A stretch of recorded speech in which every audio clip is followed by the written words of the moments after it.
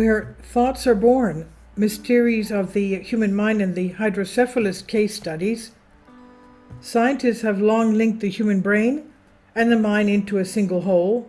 What if it's not, though? What if things are much more complicated? Computed tomography CT studies clearly show that human cognitive functions exist independently of the development of our CPU, the brain that is. A pediatric neurologist, Professor John Lorber, has been working on this problem for a long time. With the help of CT, he examined hydrocephalus. This disease appears in the fetus in the womb. Violations occur due to the accumulation of cerebrospinal fluid in the cranium. This does not allow the brain to develop normally. Its cells shrink vigorously and compact into a thin layer. Ultimately, this leads to a serious impairment of cognitive and mental functions. This is usually the case, but there are exceptions. This happens to one of the mathematical students of the University of Sheffield. A young man named Roger entered the research program because of his very large head. Professor Lorber suggested that he had hydrocephalus and persuaded him to participate in the program.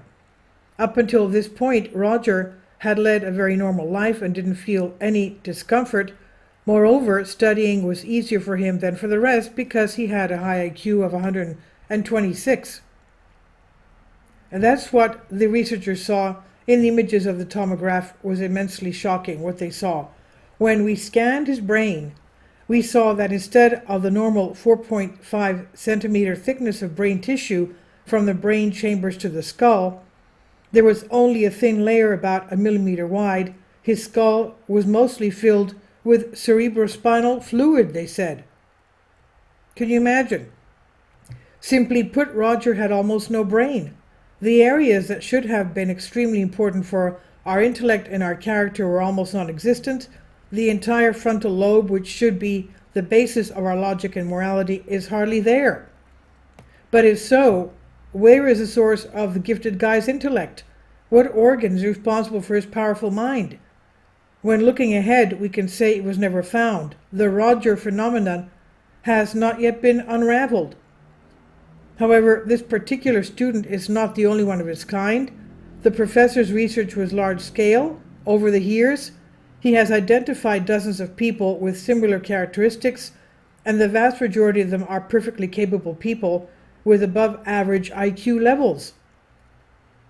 Dr. Michael Nam, a biologist who studied the brain anomalies, writes, "I know of several such manifestations that were discovered by accident. Adults came for brain scans, perhaps because of a headache, or maybe because of sudden involuntary movements that appeared in them.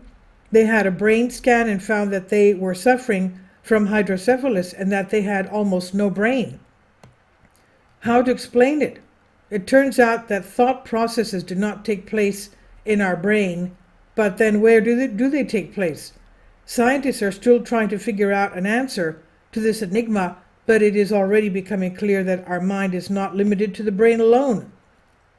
There are cases when, as a result of serious illnesses, patients completely removed one of the hemispheres of the brain. After that, people recovered and returned to a full normal life. In this regard, neuroscientists were asked the question, it is known that human memory is maintained in connections between neurons scattered throughout the brain.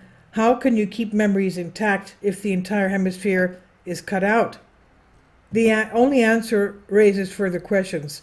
This is the most interesting thing. Logically, memories are usually stored throughout the brain and even in large areas of the hemispheres, and when one of these hemispheres is removed, the memories, in theory, should be severely damaged. But we see that this is not the case at all. Many questions to the academic canons. Is there an exit to the border beyond which there is different nature, such as quantum nature of the soul? Is the brain just a tool, an aura, or a biofield? Are we being controlled from the universe? So this is the big question that biologists are concerned with. Where are all these, the intellect and memory stored, if not the brain? This is on Soul Ask. Please leave your comments. Thank you for your support. Please support my Patreon account. The daily posts are 5 videos daily, and they are totally different from what I have on my YouTube channel. Thank you so much for your support and that you find all my content so interesting. You'll find the Patreon account details in the description box below.